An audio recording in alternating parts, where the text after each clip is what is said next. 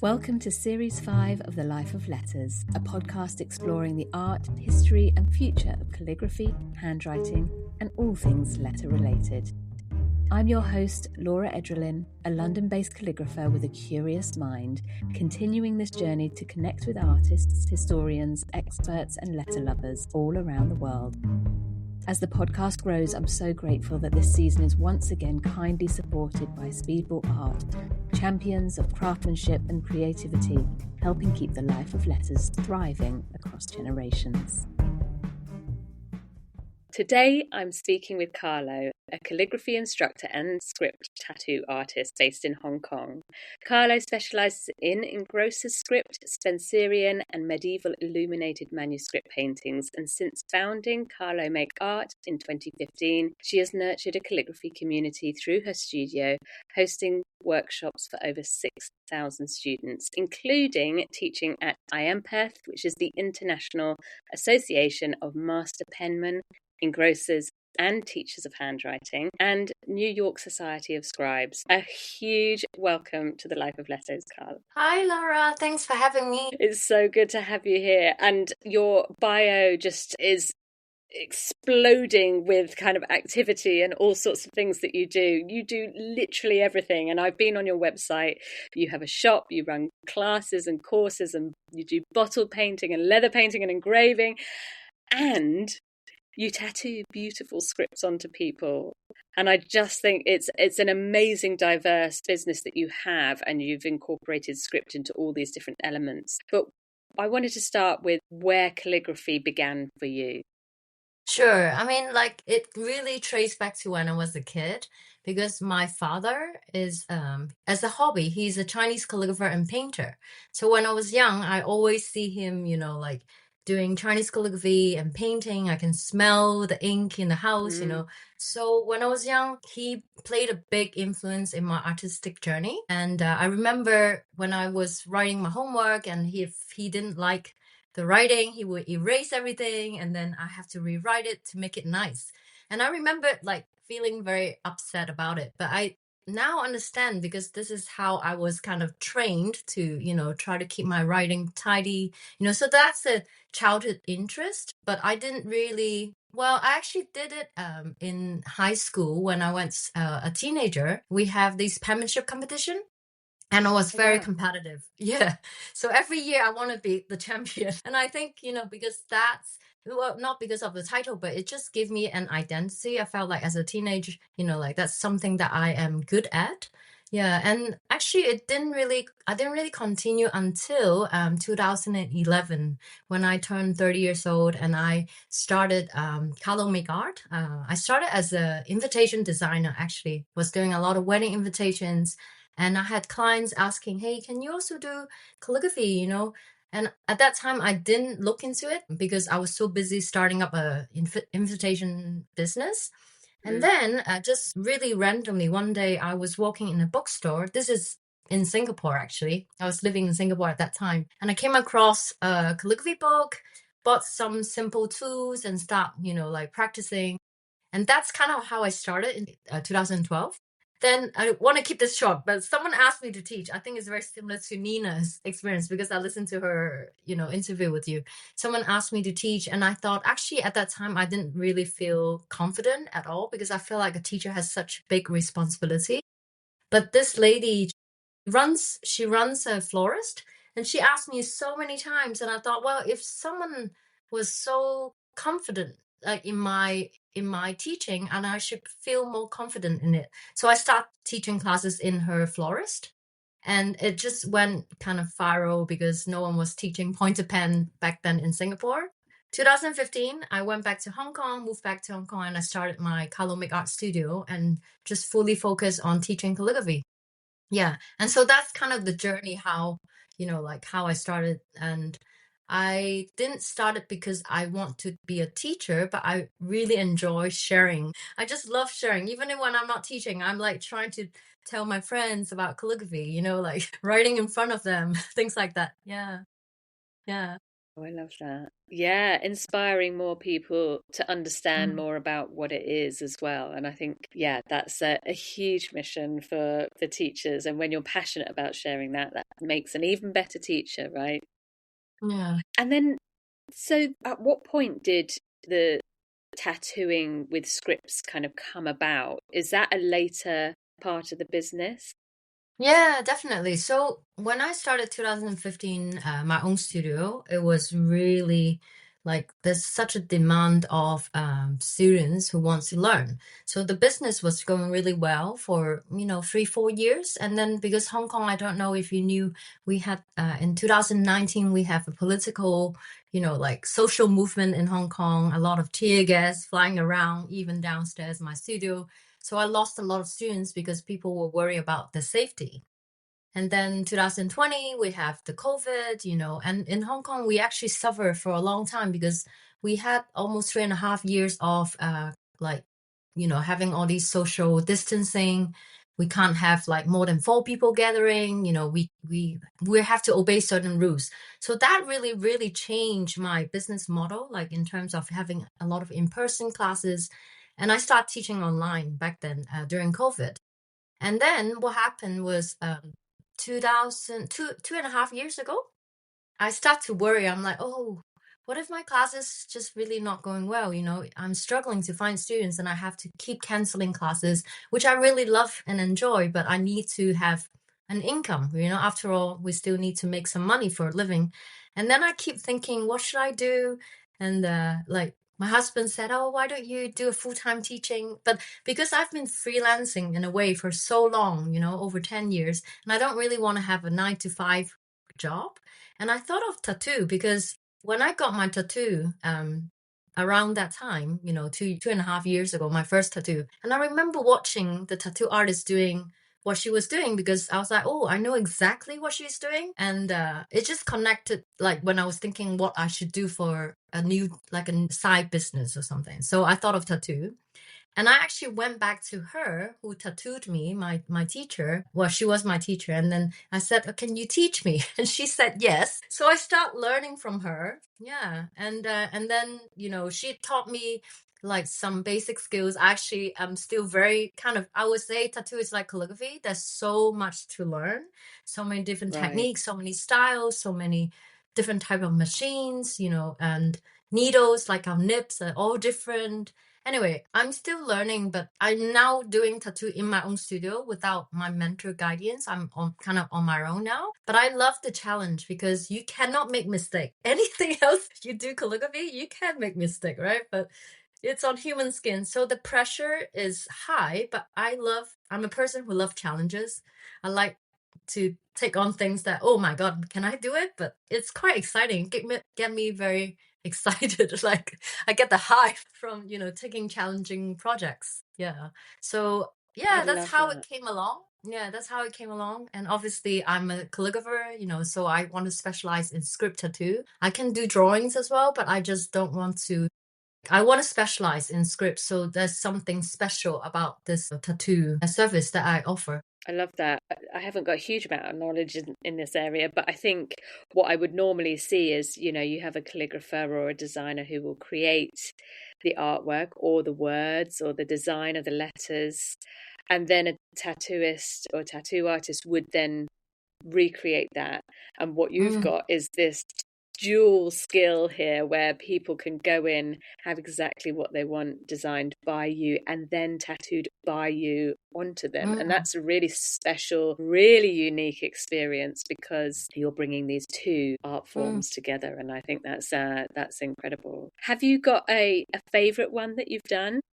I thought about this. So actually, all the tattoos I've been doing so far are so personal because it's script, and usually, it could be a name, it could be something that really meaningful to my clients. And there was this lady. She actually, it's a big tattoo on her calf, kind of around her whole calf, and it was using brush calligraphy to write her name. And the story was very moving because I was like, oh, why would you like to write your name? Because I want to understand the reason. And she wanted to be so big. I will send you, the photo. It's like brush calligraphy, very, very. it took me 8 hours to do it that day with one break. Yeah, and she was very patient actually. And the story was because her name is Jackie May, and when her mom was trying to get pregnant, her mom wasn't able to get pregnant for a while, and someone told her, "Why don't you try jogging?" And so her mom started jogging just for like 2 weeks or something, very short time, and her mom got pregnant with her. And her mom thought, okay, whoever came out from her belly, I'm gonna name him or her Jaggy, right? So it's like jogging. There's a name and meaning to it. And then May, it's Mae, but she was born in May, as in the month. And then so her name is Jaggy Yeah. May. And I said, but why do you want it to be on your leg?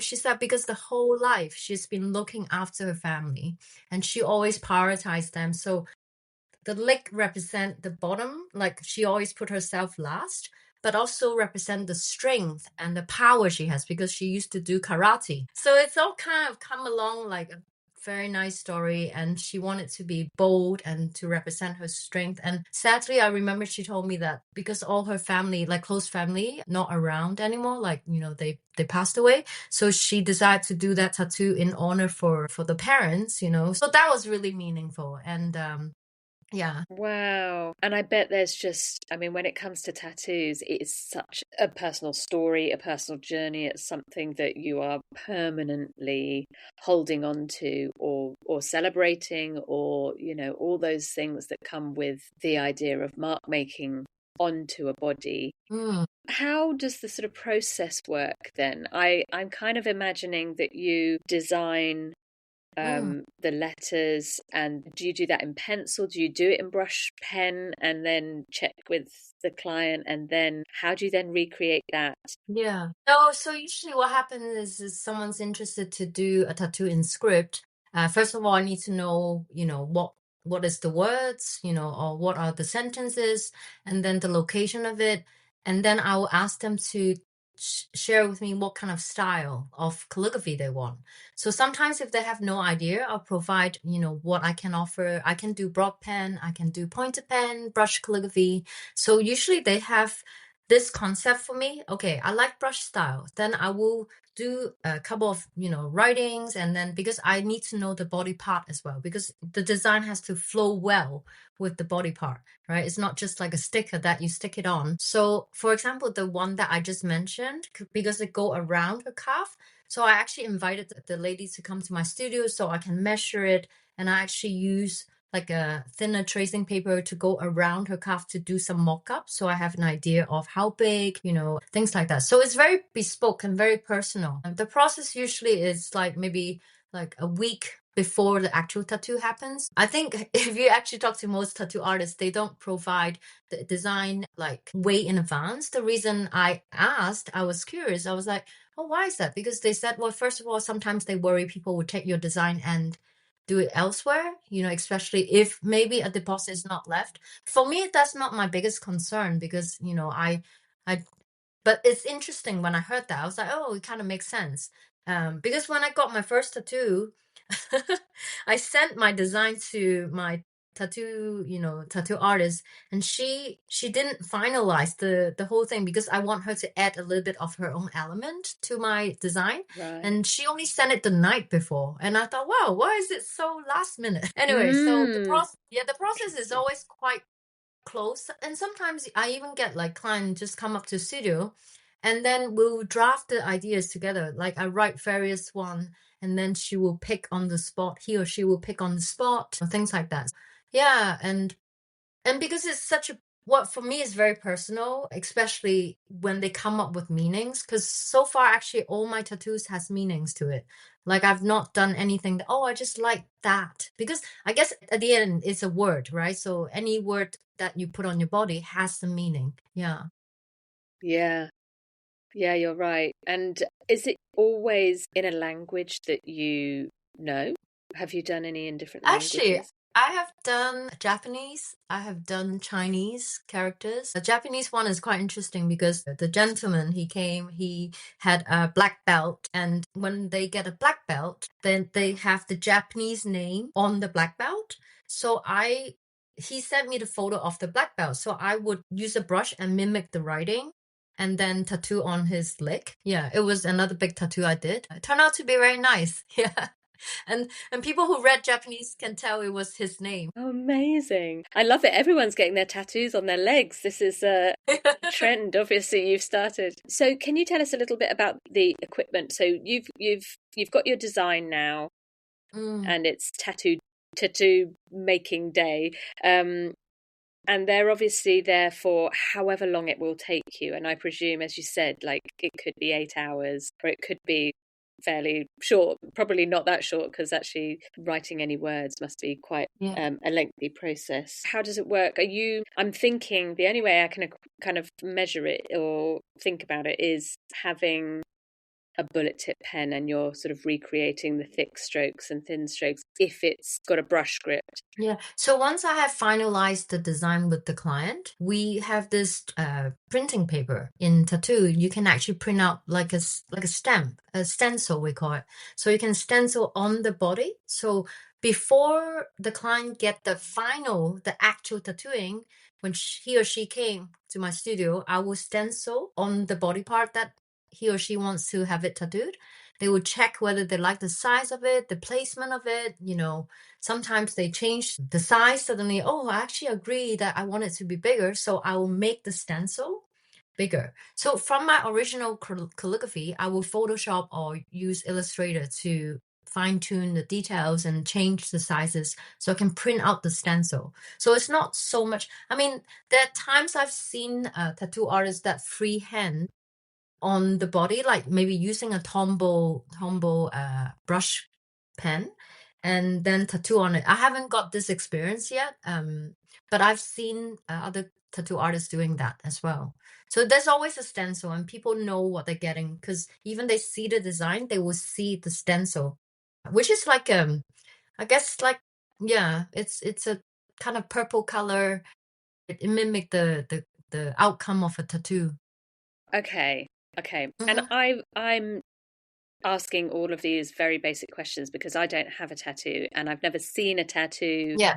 kind of in real life be done. I've probably seen it in a film or something. But then you've got a machine, a needle. What happens next? It's like calligraphy. You dip into ink and you tattoo on it. Sometimes the nib or the tip of the needle doesn't work with you because it could be catching up a lot of maybe dead skin. It doesn't sound very nice, but Yeah. it happens. I mean, it's really a learning progress because like calligraphy, very similar. When I first started, I struggled with the nib. What do I do when it's not writing or the ink is not coming out? I had experience tattooing someone. I'm like, oh my God, why is it not sticking? The ink is not showing, but I cannot tattoo many times because you are making holes on someone's skin. So it's a wound, right? So with tattoo, it's so much technique, like in terms of different types of skin. I learned that if someone's really dry skin, if they don't drink enough water before or just generally not hydrated skin, is harder to tattoo for sure. But then I learned, Yeah. wow, okay, because to talk a little bit more detail. So one time I had this experience of tattooing someone and I was really not getting the ink on it. So I asked my mentor back then and she was like, okay, try moving the angle differently. Instead of going downstroke, try to up and angle the tattoo pen like differently, and it worked. I was like, wow, this is so interesting. You keep learning. Every tattoo is different because every type of skin or the size of it. Yeah, I like it because I think every time when I finish I felt so exhausted. But it's, you feel such an achievement too. Yeah. Yeah. If you're enjoying this episode and fancy supporting the podcast, you can literally buy us a coffee. Head to the link in the show notes. It's a lovely way to help keep the Life of Letters going. Thank you. Now let's get back to the episode. So then you've got these designs that are possibly made up of words, and you then obviously you have the ability to maybe incorporate other elements at some point when you want to. Yeah. Is there a kind of design or even, I'm thinking like sizes, like would you want to go really big? What's the smallest you've done? Actually, if I talk about a dream project, Because I don't know if you know, I also do a lot of medieval manuscript style of artwork. And Yeah. I that's my goal because I haven't used color for my tattoo yet. I haven't learned how to do that. And apparently it's very different just using a black ink because so far I'm just focusing on black ink with tattooing. But eventually my goal is to learn how to use color and I can incorporate my manuscript design onto body. And hopefully can get a big piece of like a manuscript on someone's back, like the It'd be filigrees go so around cool. the arms. Yeah, that's my goal. But I feel like now just focus on black because it takes time to even get better and be more like now my hands is not shaking because the first few times my hand was shaking so much Yeah, I because it's bet. I just bet. kind of nerve wracking to not be able to make mistake and even though like my head was, oh, I'm really calm, but my hand was showing that I was not because it's subconscious. And Yeah. you can't really practice, right? There isn't like a way to practice on the Well, exact skin that you're about to do. yeah, we can only practice on like a fixed skin, which is like a silicone skin. But once you have Okay. done tattoo on human skin, I stopped practicing on silicone because it's so different. It's just almost like, okay, why don't I put more time and effort and try to find more clients or even ask friends to let me tattoo them because that's Yeah. much more practical, once you've done tattoos. Yes. Yeah. Have you got any tattoos? Yes, I do. I do. I have three tattoos. You can see it's all on my On arms. your arms? Yeah, so the first None one on is your legs, actually yeah. no, I don't actually want to tattoo my leg. And I can't tattoo myself because in order to practice, the only place I can tattoo is on my legs because I need to stretch the skin when I'm tattooing Right. because Okay. you have to pull the skin to make sure it's tight. So my arms have a lot of meaningful tattoos. One is for my two for my dogs and one for my mom. They're all not around anymore. So yeah. This is a name, Lisa, which is on my arm, and it was designed by my teacher Michael Sull. So he designed this, and I have it tattooed by my mentor. Yeah, and Oh, then I that's have another lovely. one. Yeah, another one. I designed this myself in mother art script, and it's for my dog who passed away last year. And this one is a fox because this is my first dog. Her name was Foxy, and she looks like a fox. So I don't have a ton, but Beautiful. I just want something really Not meaningful. yet. Not yet. 3 is good already. Yeah, three is a good. Could you just can you go back to the second one? What was the script that you mentioned that you've used for that? Madaras. So Madaras is yeah, so there's a penman about maybe 200 years ago. His name is Louis Madaras, and he has this script called Madaras script, which actually looks like Engrossers script, but it has more steep angle. I think it's about 45-degree. But if you look up Chin Long, you know Chin Long, right? And she teaches Madaras script, and it's one of the script I really like. Yeah, as a script, well, I mean, I designed the tattoo in that script. Amazing. That's such a that's so lovely. And being able to use different scripts is, I mean, your knowledge of different scripts is amazing. Being able to have that versatility of, engrosser script or illuminated, medieval styles, or even the broad edge pens versus the brush script. It's vast, right? And I guess that all kind of filters into understanding of letters and things. You are also the executive on the executive board for IAMPETH, which is, just as a reminder for those who might not have heard this word before, the International Association of Master Penmen Engrossers and Teachers of Handwriting. Catchy. Right. So, Yay! for You got those it. who don't know, that is IAMPETH. Yeah. And I just wondered if you could tell us a little bit about what you do, and how that kind of position came about for you. Sure. Yeah. So IAMPETH is an association, as you said, like, specialized in handwriting and calligraphy. I discovered this about in 2015. So I started 2012 as a, like self-learned, self-taught calligrapher. I took some classes when I travel abroad, but only when I was more serious because when I became a teacher, I started to look up, oh, there must be some like not a modern style, but like a traditional script that I can learn and really build up my foundation. And I found the IAMPETH website, and they have all these, exemplars. And I realized, you can actually copy them and learn from those exemplars from hundreds and 100 years ago. And then I discovered they have a conference every year in the summer.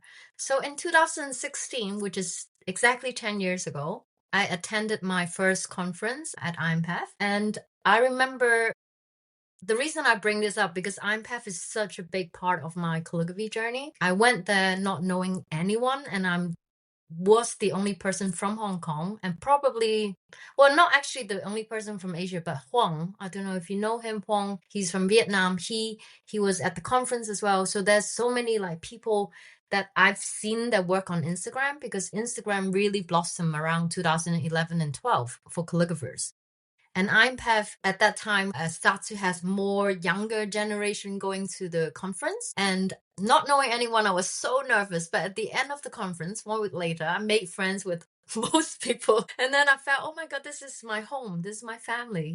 We talk about pen holders, nibs, forever, the whole night. And I slept every night 4 a.m. and woke up at 8 a.m. to attend classes. Yeah, so that was the biggest influence. So every year since then, except COVID, and there was 1 year I couldn't make it because my mom was very sick. So it was my goal, my annual holiday, to go to IAMPETH. Yeah. So I started going 10 years ago, and it's my 10th year this summer to attend. It's very meaningful. And I think the reason why I was asked to become I'm a membership director for this association, because I was always promoting it, even without the position. Back in Hong Kong, I would hold pen meet with my students and talk about IAMPETH, share with them IAMPETH website, and always talk about IAMPETH. Even my friends who are not calligraphers, they always hear IAMPETH conference.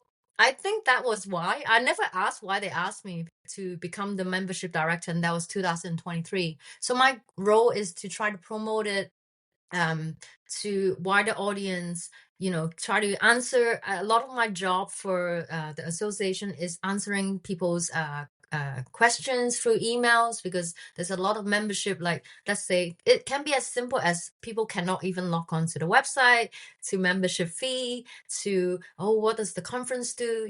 So yeah, so that's my role. And everyone who participated in the executive board, they're all volunteers, which is make it more amazing, because yeah, so we all do it for the love of calligraphy and the love of the community. It can take up some time because we do have like annual meetings like 4 or 5 times a year, talk about the conference, talk about different behind the scene things. And we got emails to check, because you do have quite a lot of members now, over thousands of people from all over the world. And it's keep growing as well. Ah, I'm sold. Where do I sign up? That's amazing. When is it this year? Do you know? Yes, it's on the 3rd to 5th of August. It's going to be in Salt Lake City. So the conference, it's a 1 week long conference. So on the Monday, we have a welcome, kind of a registration day. So there's no classes. And evening, we have this welcome dinner. So everyone will attend. And, there's usually a guest speaker. One time there was Paul Antonio who did, the keynote lecture. Yeah, very, very nice to, hear him talk about meditation and calligraphy. And so from Tuesday onwards, we have classes that run to Saturday. And these classes, you pick them before you attend, because when you register, you pick the classes you want. And it's a great place because I started learning Engrossers script in 2016 from a teacher called Bill Camp. And that's how I started, because in Hong Kong, or for many places all around the world, you don't have in-person classes, right? Especially for like a specific historical script. So it's a good place to start. And then when you find out, oh, I actually like this script, then you might look up more online materials or online classes to, go into deeper, yeah, of the specific script. That's how I started my teaching as well. Like, oh, I discover Engrossers script. Then I'm also learn about Spencerian, and then I kind of just try to specialize in this too at the moment. I do a bit of broad, but I wouldn't say like I will be able to teach, but I do study it too. Yeah. Yeah. Yeah, you can create it for a tattoo design if needed. Yeah. And I need it for my medieval manuscript because it goes really well with the broad edge style. Yeah, of course. And actually that comes on really nicely because as a you're sort of classically trained, as it were, calligrapher, you've worked on lots of different projects over the years. If you could pick a project, which one kind of stands out for you? Oh, yeah. I mean, this is really quite a special one. So, about 2 years ago, I was asked to do a commission for the coronation of the King and the Queen of England as a gift to the King and the Queen. And I was first of all very like honored, and my client, he is based in the UK, and he said, "Oh, I have these words to describe the coronation, and I want you to calligraphy it." Now, in my mind, if I just write pointer pen, it looks kind of weak and it just, I mean, honestly, it's not so impressive. So I thought of why don't I do medieval style manuscript style? Because I, just a few months before that, I attended um, uh, uh, a saga, which is like a 1 week learning how to do medieval manuscript with Harvest, teacher Harvest Crittenden and Eve. Yeah. Anyway, they were hosting it in America and I was learning it. And then I thought I can try to apply this, together. So I did the piece after a couple of months of like putting things. The whole design took time because I keep thinking, oh my God, this is going to the king and the queen. I need to Terrifying. really Yeah. terrify. And actually, it was my first manuscript that I did, and that was very memorable. And then yeah, so that was one of the most memorable piece that I've done, and apparently now it's sitting in one of their homes in the corridor. I thought if it went to the bathroom I would be so happy, but you They'd know get to see it all the time. A corridor's pretty good. I yes, think yes, yeah, I think that's a great place. Lots of people can see it there. yeah, Oh, that's amazing. Do you have yeah, can we see a photo of that when if I yeah, I share will that send with it, of in the course, show of course. notes? Yeah, I actually look back and I thought, oh, I can do this better here, I can do that, but in a way, it's part of the process. Sometimes I'm so scared, but it just make you want to get better and better, like improving it. Yeah. So Yeah. And it's what I love about those things, and when we look back at pieces that we've done, there's always that feeling of like, well, not always, but often that feeling of like, oh, I could do this a bit better and I could change that. And but it's like a little time capsule, isn't it? That is exactly who you were at that time, yes. capturing everything Yeah. you knew and everything you were pouring into that. And I mean, how brave to do something that was fresh for something that had such a lot of pressure kind of around Yeah. it. So yeah, I mean, much like the tattoos, really, you were definitely the right person to do it. So yeah, this series, I'm gonna ask you a bit of a tricky question, but the last couple of series we've been asking this, and I just think it brings out so many interesting things. And the challenging question that I'm going to pose to you is, what is your favorite letter of the Yeah. alphabet and why? This this is actually really hard. Like I really went through each letter and I keep thinking like which one I like most. I didn't want to tell you K because it's too obvious, but actually it's not my favorite letter. K is not my favorite letter. I thought of it's actually the letter S because it's so simple, just, an S curve, but it is one of the hardest to write properly, like especially if you use brush Roman, it's so difficult. But I thought of also the other meaning to it because if you think about in pointer pen, we always do the capital stem in the S curve, right? Like the what other people may call it the line of universal beauty. Have you heard of this term Mhm. before? It is to describe the, Yeah. and it's just the same S curve, right? But it's hard to make it perfect. But at the same time, it's so smooth and so organic. And I feel like this is kind of similar to what I do. Kind of cheesy, but everything I do, I feel like I love it because it's like you're in the flow. Like I have quite a lot of other hobbies besides calligraphy. I like swing dancing. I like trail running. It's my exercise that I'm not when I'm not sitting at the table. And the reason I love it is when you know the basics and when you start dancing without thinking, or when I was trail running, like on a really high speed, you're flying, you're flowing, and that S is like to represent this movement. Yeah, and this, there's no restriction. Yeah, so kind of how I tie it in, and S, yeah, it's my favorite after thinking for a long time.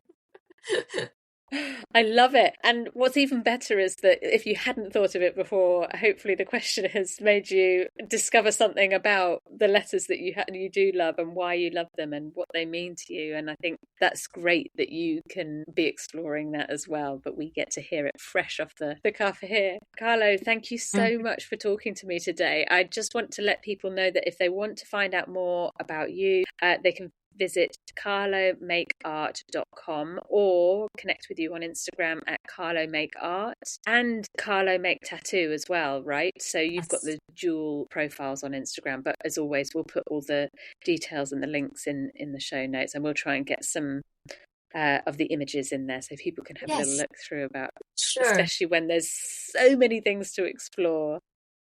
Any last thoughts from you? Anything else to add? I just feel very honored that you want to interview me. And yeah, I always love sharing my stories, because I think when people hear, stories that are similar to their own path or very different, they feel inspired to keep doing. And I will always say that like calligraphy can be a lonesome job, because you're always writing, even teaching, you're mostly talking about the script, but you're not interacting with people. But I feel like with the podcast, you connecting the people together is great, that we have community and people like you who help us to share our stories so that we all feel connected. Yeah, that's the beauty of it. Well, thank you so much. Genuine honour to talk to you today, and thank you so much for answering all my questions as well. So thank you very much for joining me today and for being a part of the Life of Letters and bringing them to life as well. So thank you so much. Thank you. Thank you to all the listeners. Thanks. Bye. Thanks for listening.